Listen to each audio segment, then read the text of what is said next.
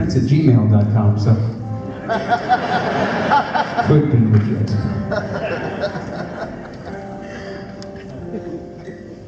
So it turned out it was real though, and I went to Paisley Park and met with Prince, and the bass player, the drummer, jammed for a bit, and he had me play some of my instrumental acoustic guitar stuff, you know? And next thing I know, he leaves the room and just chatting with the bass player, and then he comes back and just sticks his head in the door and says, "Y'all want to play some ping pong?" Ping pong? He was an amazing ping pong player. But, kind of long story short, he ended up booking 9 concerts in Australia and wanted me to be the guitar player on it with his band. Okay, so, wow, what do you do?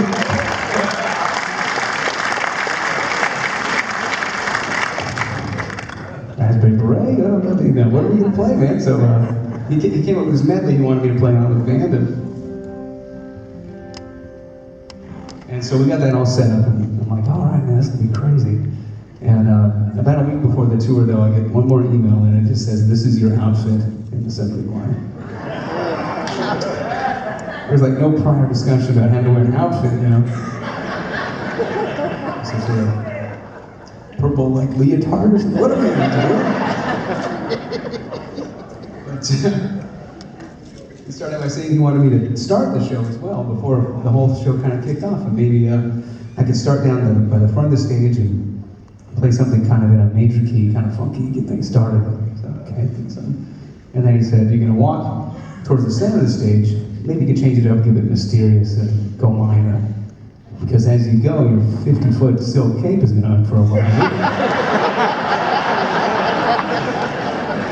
going to have images projected on the cape from above of the universe and water and fire. What?" So I called my manager immediately because he was copying on the email. I said, "This is that way. Can you just remind him I'm from Kansas or something?" You don't even wear regular capes, never mind. National capes, whatever. There's one guy in Smallville wears a cape. This is man joke, sorry.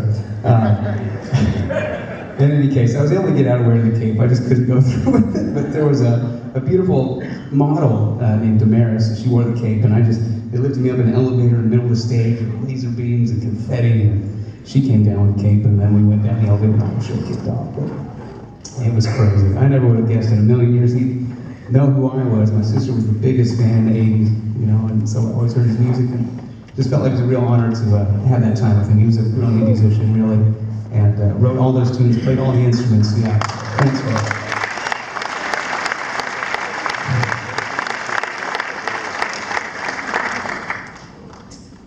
But that's just kind of a crazy thing that happened to me. But sometimes I use that story to introduce this song because one night after one of the concerts in Sydney, we wanted to have a party up at his hotel room, and most of the band was there, and we all just hanging out. And about 2 a.m, he looks at me and says, "Mr. McKee, you gotta calm these ladies down." Like they're all dancing. Like, hey, what's calm the ladies down? Rico Suave over here or something.